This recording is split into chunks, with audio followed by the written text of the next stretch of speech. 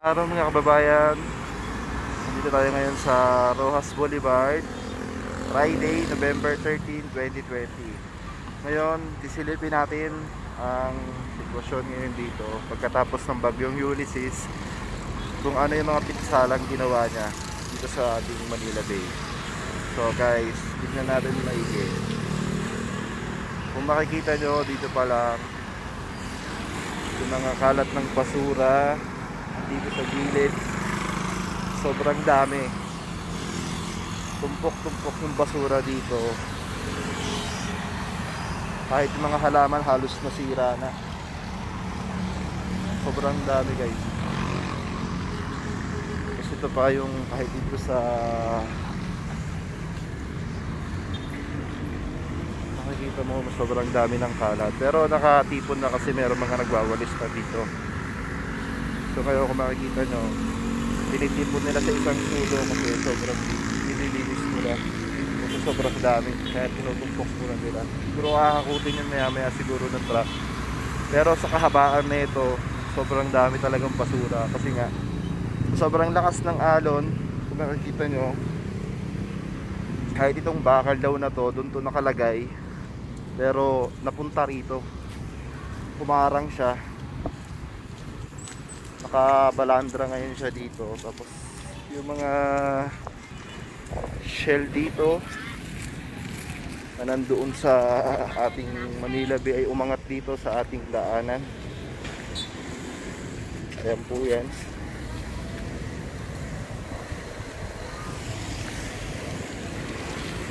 May mga tao pa rin dito guys, makikita nyo. Ayan, bawat kanto makikita nyo mayroon talagang grabe pinsala yung bagyong Ulysses.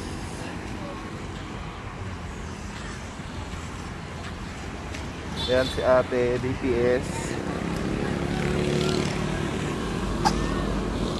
nagwawalis siya at ninitipon nila doon.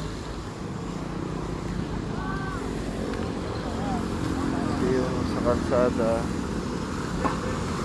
Ayan po, pilit nilang nililinis ngayon kung Manila Bay. Grabe pinsalang ginawa, kahit ito namuunang putik dito sa mismong kalsada na mismong Rojas Boulevard. Halos lahat, bawat sulok dito nakikita ko puro kalat na.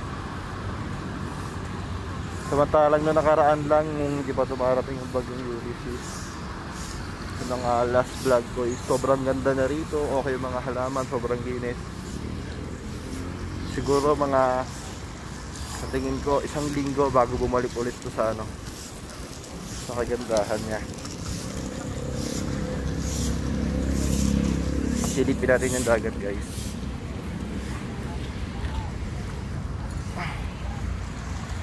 Kumalma na yung dagat, so maliwanag pa rin. Hindi naman siya nagbago, malinis pa rin siya.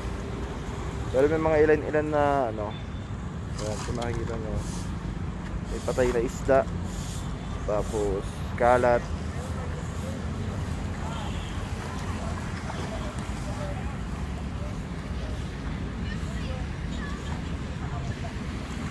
Ngayon, ito maglalakad tayo ngayon papunta sa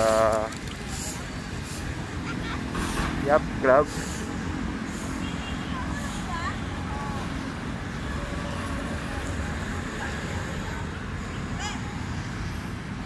Nakikita na mayroong pusa. Hi Miming! Hello! Meron pa rin mga basura na palutang-lutang, pero hindi naman siya ganun kadami. Ito lang, pagtingin mo dito sa baba, hindi pa rin nawawalis talaga yung iniwan na kalat na bagyong Ulysses.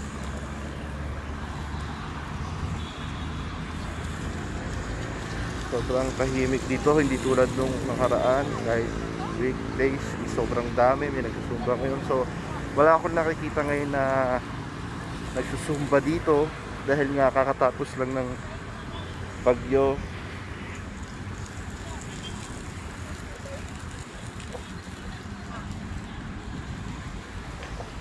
Yan guys, kahit yung kanal dito kung makikita nyo, sobrang daming styro na maliliit.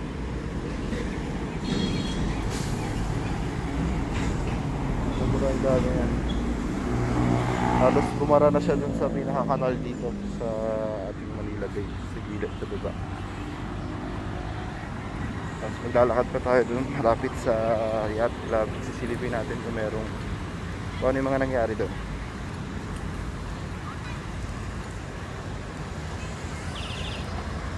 Ayan guys, habang naglalakad ako, sobrang nung nakaraan makikita mo to yung pinakahiwa ng guhit ng daanan. Ngayon makikita mo halos lahat is sobrang daming kalat talaga.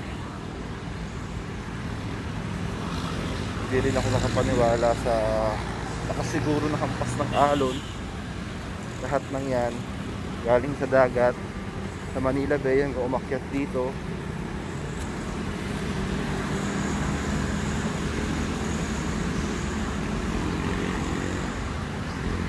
So may mga ilan-ilan na tao dito na nakatambay.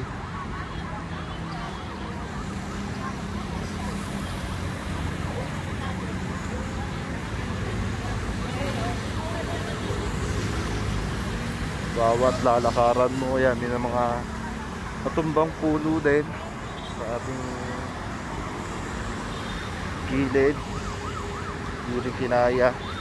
Sobrang lakas siguro ng hangin talaga yan. Para ako naglalakad sa ano guys, kasi mararamdaman mo yung buhangin sa paa mo. Sobrang dami niya. Halos doon, hanggang doon yung buhangin makikita mo.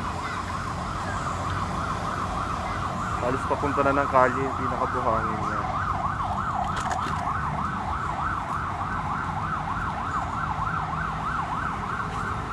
Ayan.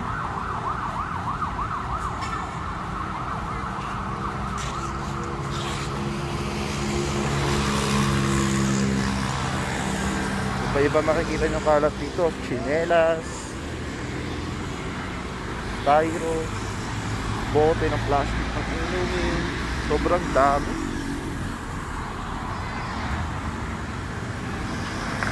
Sobra. Mga ano ng puno. So ngayon makikita natin yung truck ng DPS. Yan, nagsisimula na sila maghakot ng mga kalat dito sa ating Manila Bay.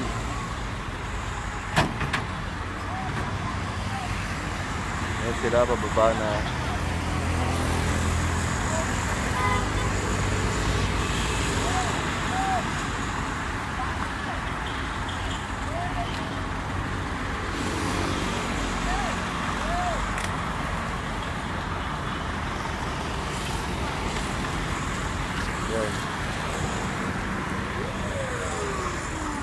Sa tingin ko, kung matatantiyahin natin yung paglilinis nila, siguro for sure 1 week o more than 1 week pa.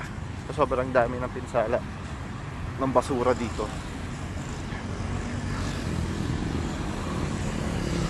Grabe yung iniwang bakas ni Bagyong Ulysses dito sa Manila Bay. So mamaya guys, pupuntahan natin yung Dolomite Sand kung still intact pa rin, kung nandun pa rin siya.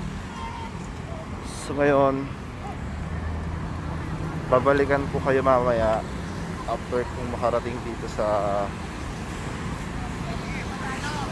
Nilayut, Yalat.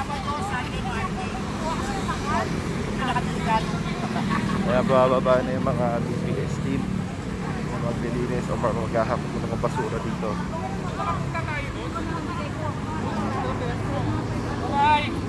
Labay na walang ticket daw. Labay.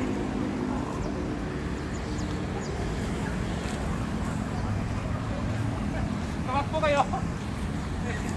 Yan sila. Tapos meron din police sa gilid. Philippine National Police. Sabi meron. So dito banda guys, medyo malinis na. Na makikita nyo is nakasako na yung mga basura.